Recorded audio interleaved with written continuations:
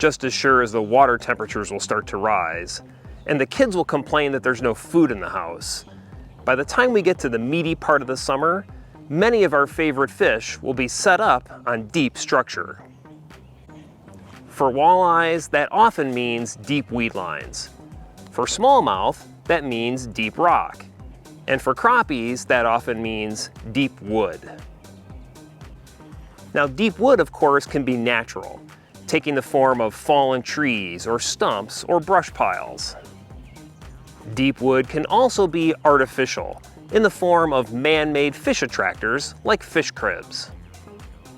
In my part of the world, in the upper Midwest, crappie setting up on fish cribs by midsummer is as regular of an occurrence as next winter's hockey league bills coming due.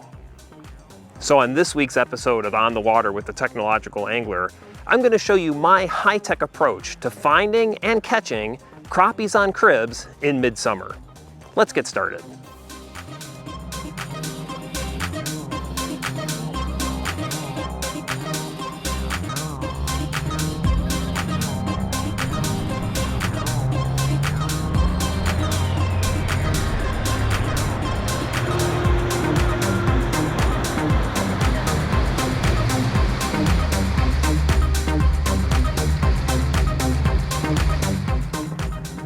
Now, step one is cover water and find cribs, and more specifically, find cribs that are holding fish. So the best weapon we have for this sort of assignment is Humminbird's MEGA Side Imaging. And what I'm gonna do is I'm gonna patrol a deeper water area, say anywhere between 10 and 20 feet deep. I'm gonna open up my side imaging range to 150 feet. So it's 150 feet on the left, 150 feet on the right. Now, this is going to easily allow me to identify any fish cribs that are in this particular area. And I'm starting to come on a few right now on the right-hand side that are around, say 50 feet or so off to my right. Now, I'm going to go past those cribs a little bit, and then I'm going to mark waypoints, right? Waypoints are going to help me to come back around and use my chart view and take a closer look at these cribs.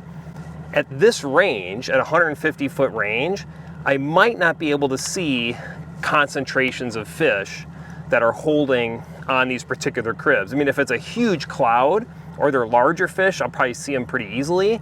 But if they are smaller numbers of smaller fish, it's likely that I'm gonna miss them. And so dropping waypoints on these cribs is gonna be important now, so I can come back and take a closer look with a shorter range. When I tighten up my range a little bit, it's going to make it easier for me to identify smaller targets holding on these larger cribs. Cribs can be made from a variety of materials. Typically, in this part of the world, the larger cribs are made from logs or half logs, kind of stacked up in Lincoln log style. Sometimes the cribs are simply just collections of old pallets. I think that's what I have here, that are on the right side of the boat, say anywhere from 0 to 50 feet off to the right-hand side, kind of a cluster of cribs made up of old pallets. Now you'll notice as we're cruising along here that that basin is relatively clean. There's not a lot of things out there. And that's, I would say, typical of lakes in this part of the world that have a real active crib program. They simply don't have a lot of deep water structure. This lake happens to be a lake that gets really green in the middle of the summer, and so that algae growth limits sunlight penetration into the deeper water, limits the amount of deep weeds that can grow in a lake like this. And so once the fish pull off the shorelines and out of the shallow bays and hit the basin to spend the summer, they really don't have anything to hold them except for these fish cribs. And so that's what makes them such an important part of the fish locating and fish catching process in the middle of the summer on lakes like this. They happen to be really the only game in town. Now, this particular lake is starting to develop a relatively heavy algae bloom, and I know from experience that that's going to only get worse on this lake as the summer goes on. Now, that heavy algae bloom, or really anytime we have a lot of suspended particles in the water, can really negatively impact the quality of our side imaging view. And we have a couple of tools available that can help to, improve your side imaging view so you can continue to harvest the information from that under poor water quality conditions. One of the things we can do is to use the dynamic contrast tool. So the dynamic contrast setting is a way of automatically adjusting the contrast throughout the entire range of the side image. From my experience, what dynamic contrast tends to do is clean up the short range area on your side imaging view and make the long range area a little bit darker and harder to see. And so if you're using, like I am right now, a side imaging range that gets up to 150 feet, when you activate the dynamic contrast tool, you might notice the far edges of your ranges getting substantially darker, but at the same time starting to eliminate some of that haze and clutter that we see throughout the view caused by these suspended particles.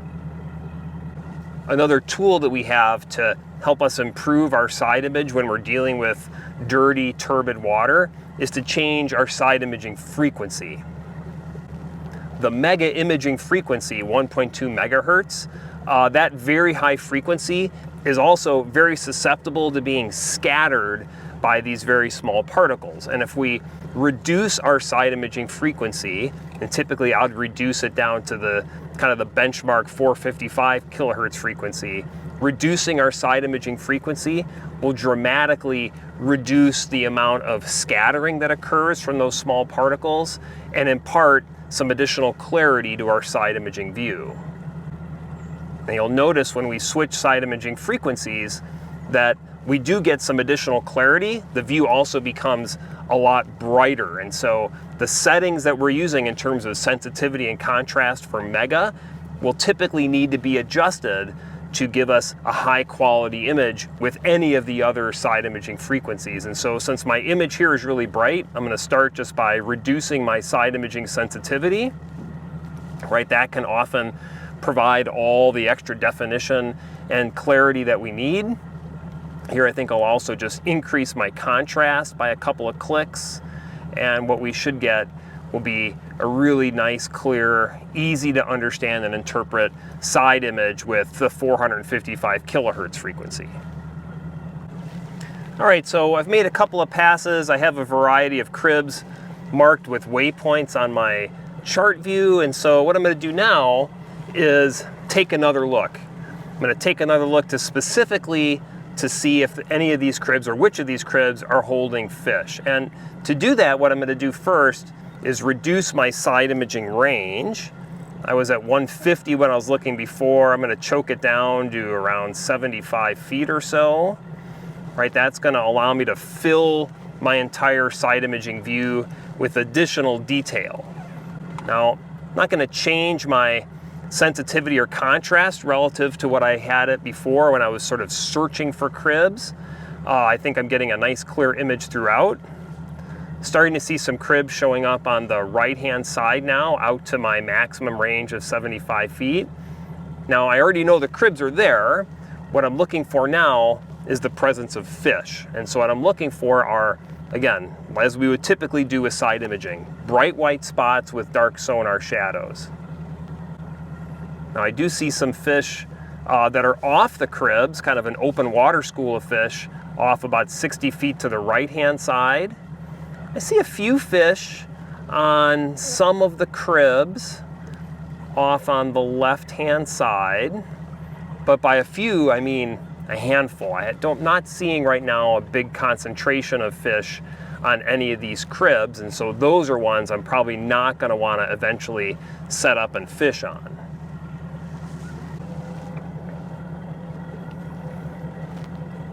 Well, we've moved out to a different part of the lake. Again, just looking for cribs, but cribs that are specifically holding fish. And the first couple that I've passed over here, have got a lot more fish. And so what we're going to do is we'll drop some waypoints on these cribs. These are certainly looking better than anything I saw in the first little stretch I ran through. There's a big cluster of cribs, and just look at all the dark sonar shadows scattered around those cribs. It looks like a set of 5 cribs or so. I'll just freeze the view here so we can take a look at it. It looks like over on the left-hand side from the bottom all the way out to maybe 50 feet over, we've got 1, 2, 3, 4, 5 cribs. And just look at all the dark sonar shadows. It looks like somebody has sprinkled pepper all over those cribs. And so those cribs are stacked.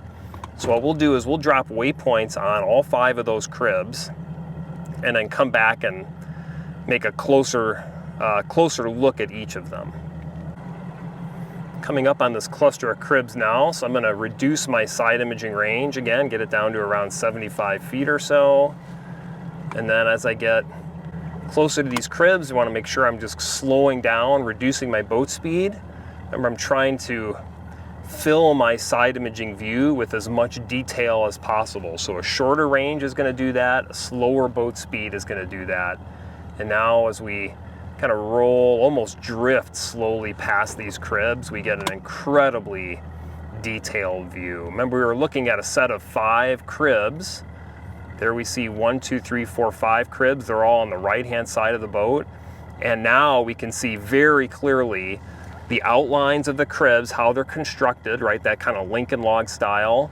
We can see bright white sonar returns from the fish. We can see lots of dark sonar shadows from the cribs and from the fish. And so this is a collection of 5 cribs that we'll spend some time on, try to pick it apart and get some fish in the boat. So I've got my trolling motor deployed. There's very little wind right now, so just use the trolling motor to help me kind of reposition as necessary. I've got my Mega Live system deployed. So I'm using Mega Live in landscape mode here to take a look at this sort of collection of 5 cribs that I'm nearby. You can see lots of fish milling around on the Mega Live display.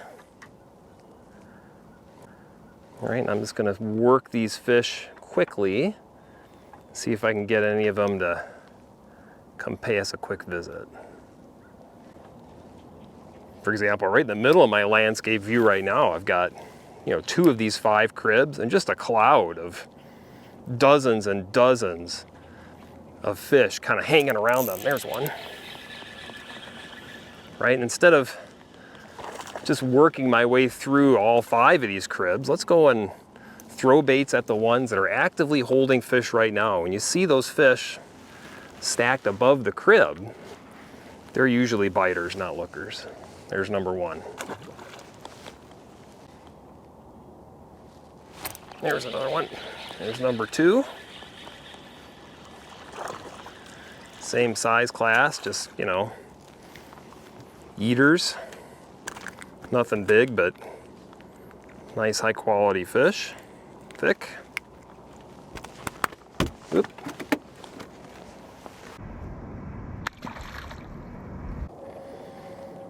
Here my landscape range is set to 40 feet. I've got 2 cribs that are, almost to the edge of my landscape range, and they're right in the middle of my beam. So I'm gonna align my cast just with the handle of my TKI live sonar pole, throw it out there about 30 feet. Should be right in the sweet spot. There he is. Just made the line go slack. That's how easy fishing with Mega Live is, right? We've got real-time information that there are fish holding on that exact crib. I orient my beam so I'm looking right at that target. I direct my cast so I'm aligned with the beam, and that's the result. Fish number 3.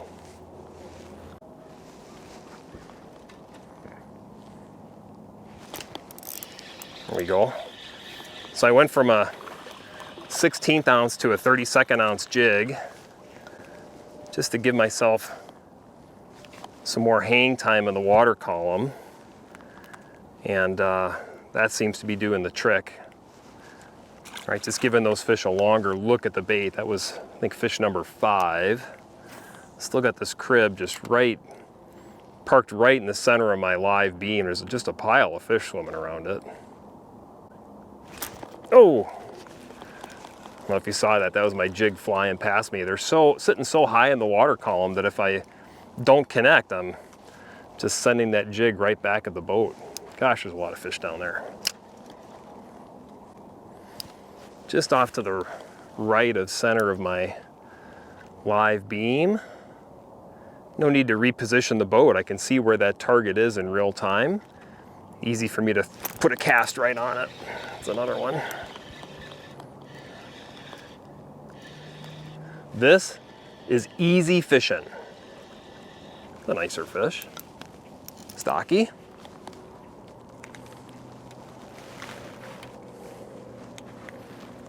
Real easy fishing.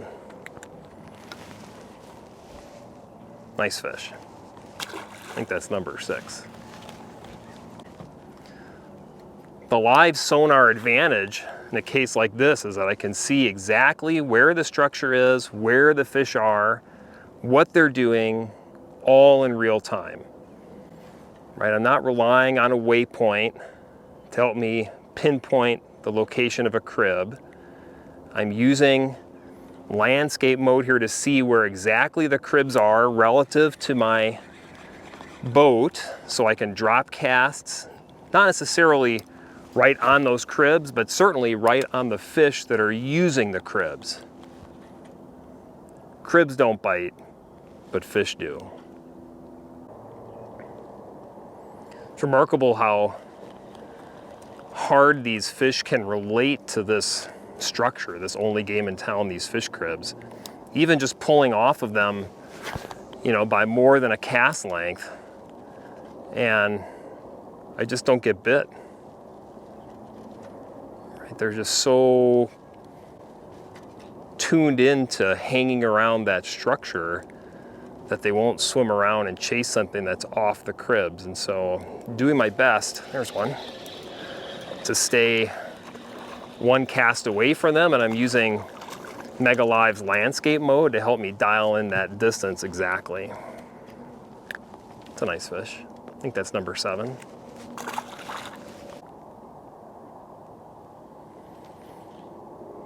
Here you can see some fish kind of milling around in open water, right? School of fish transiting into this collection of fish cribs. As I said before, these are really the only game in town when it comes to deeper water structure. This is a nice fish. I think that's number 8 maybe. Starting to lose track. So it's not uncommon at all to see fish moving in and out of them all day long.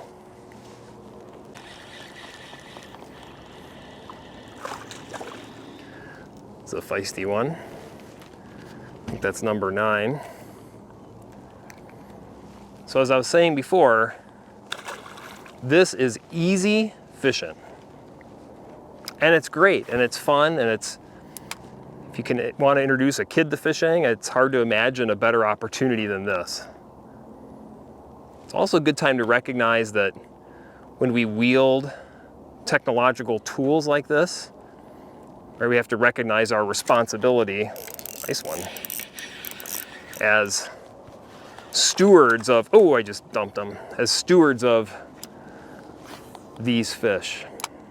So let me encourage you that when you start leveraging high-tech tools like side imaging, 360 imaging, live imaging, that you do so with your eye on the ball.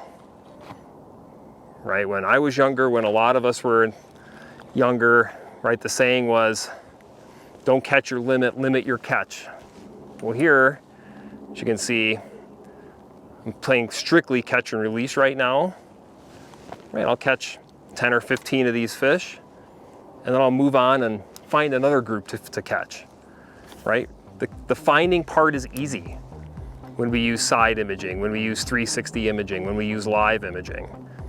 The catching part is pretty easy too, especially at this time of the year. So I want to make sure that I'm not harming the population in any way. I'm not going to harvest any of these fish. Not going to negatively impact what's going on in this big area. There's probably hundreds and hundreds and hundreds of fish, right? And in doing so, lets me leverage the tools that I have to learn more about the lake, learn more about this really cool fishery.